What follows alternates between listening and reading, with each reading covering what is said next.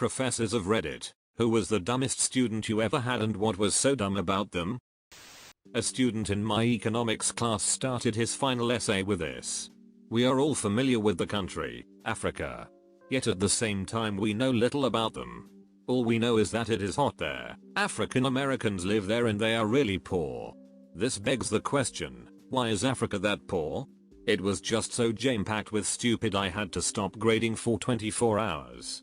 Edit. For the record, this was indeed a college student. The one who would regularly hand in essays which were obviously copy-pasted. They didn't bother to change the font or color of paragraphs that were lifted from other websites. They never argued or shared their opinion, but would ask vague questions such as, "But what is the United States?" at the end of a lecture or tutorial that was about a legal decision. This happened in high school. Senior year. Our teacher was talking about the phases of the moon, and this girl raised her hand and asked if other countries have moons too. She thought the moon was only for the US. As a GA teaching freshman English, I had a couple instances of cheating that left me speechless. First, my university uses an online plagiarism checker and the students know this. With one student, over half of his essay was copied from a website.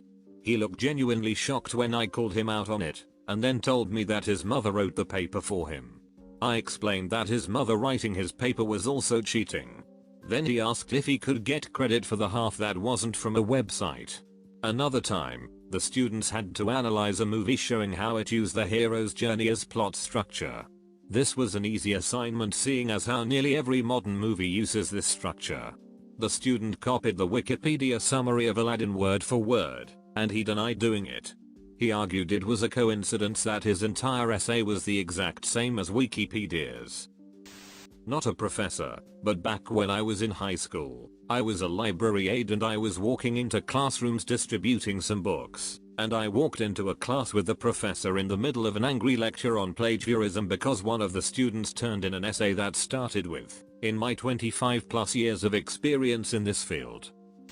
Happened in the first week of a college anthropology course. Professor, let's list a few basic differences between modern humans and animals. Student, we have a heartbeat. In high school British literature class, we had to do a paper on a British author. One of my classmates wanted to do a paper on an African American British author, and frustratedly exclaimed to the entire library that she couldn't find any. I'm not sure she ever figured it out. Bonus. This was a senior honors English class. A student once threatened to sue me over the definition of the terms necessary and sufficient that he had mixed up in an exam. No biggie to mix them up, actually, for a math major it might be, but loudly threatening to sue me over an age-old textbook definition in an exam review session was kind of stupid.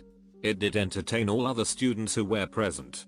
Another student once requested letters of recommendation for 5 of the top 10 master's programs in Europe while being the second worst in his class of several hundred graduates. May or may not be dumb, but my friend and I went to her uncle's house which had this piece of paper framed and put on the wall. It was a 0 out of 20 on a true or false quiz.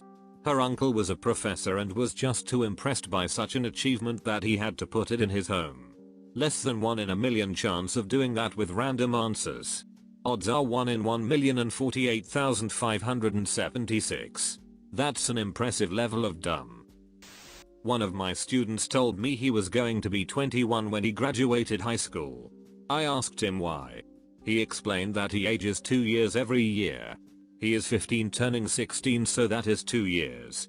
He is probably right that he will not graduate high school till age 21. But not for the reason he mentioned, lol. I had a student who wrote an art history paper about Leonardo da Vinci. Didn't even run that sucker through a spell check or anything. Referred to him as that throughout the entire paper. I don't know if this qualifies as dumb or is closer to stupid, but I had a student who didn't show up for class regularly, and her grade was going to be a C, maybe a D depending on her final exam. What made her dumb, however, was how she tried to cheat on the final exam. She reached down into her bag and took out her phone, put it on the desk, typed something into it, looked at the test, looked at her phone, looked back at her test, rechecked her phone, then answered whatever question she was looking up. Just to make sure, I let her do it one more time. I was watching her the whole time, and she was completely oblivious to it. She got an F. I didn't have any particularly dumb student, also not a professor, but a graduate teaching assistant, but I did mark one essay that began so eloquently with, "Do we born with intelligent?" Edit, as an addendum, because I still find this story hilarious. The second sentence was, "How our cognitive is developed." One of my fellow PhD student marked an essay once, which came in at 2 pages. It was a 6-page limit, and half of the essay, so 1 page, discussed Mowgli from the Disney animated version of the Jungle Book. The topic was developmental psychology. One of my husband's colleagues said a kid came up to him after an exam and said, "I didn't know the answers to the questions you asked on the test, so I made up my own questions and answered them." The professor said, "That's the stupidest thing I've ever heard, and when I go to lunch, I'm going to tell all my friends." Had lots of students from Saudi Arabia. They typically pushed boundaries, so I learned quickly to set boundaries and be firm/fair with everyone in the class. One guy didn't see the need to come to class much or do homework, and his grade suffered greatly. He came in one day and said, "I want a better grade. My family is the X's, I don't remember the name." But apparently they were wealthy and well respected. I didn't care, and I reminded him of his lack of effort. He was pissed, and he made some generic threats, but nothing specific I could call anyone about. I found out from the other Saudi students, most of which hated the guy, that he said "duck it" during the last week and went home without taking any finals. Maybe he was more arrogant, but I'd say he was also a dumbass. Not a professor, but in my statistics class a girl asked if changing the minus to plus would change the answer. Not a negative to positive, like she wasn't questioning how negatives worked.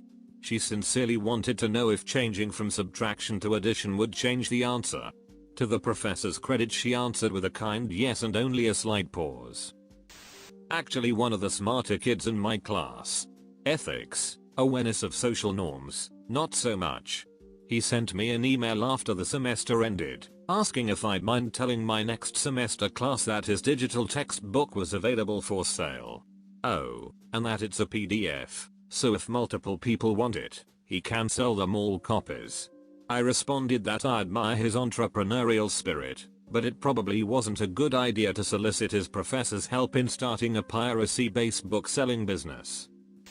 We were discussing the 3 most common phases of matter: solids, liquids, and gases. Using water as the example, I asked a student to tell me what we call the solid phase of water. He replied, "Oil." I was dumbstruck, but mine was only temporary. I saw some amazingly bad attempts at plagiarism in my day. These included 1. Plagiarizing from an article in a journal the professor edited. This was a grad student. 2. Plagiarizing from the same source as another student in the same class. First hit on Google is not your friend. 3. Turning in a sophomore lit survey paper referring to poets' use of hendecasyllabics. I have a doctoral degree and I had to look that one up. Googled author's name plus hendecasyllabics, and there was the paper. Only thing the student contributed was her name. 4. When caught red-handed, insisting tearfully that she didn't plagiarize.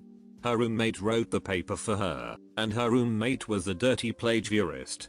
I was literally speechless for a moment while I grappled with this line of reasoning.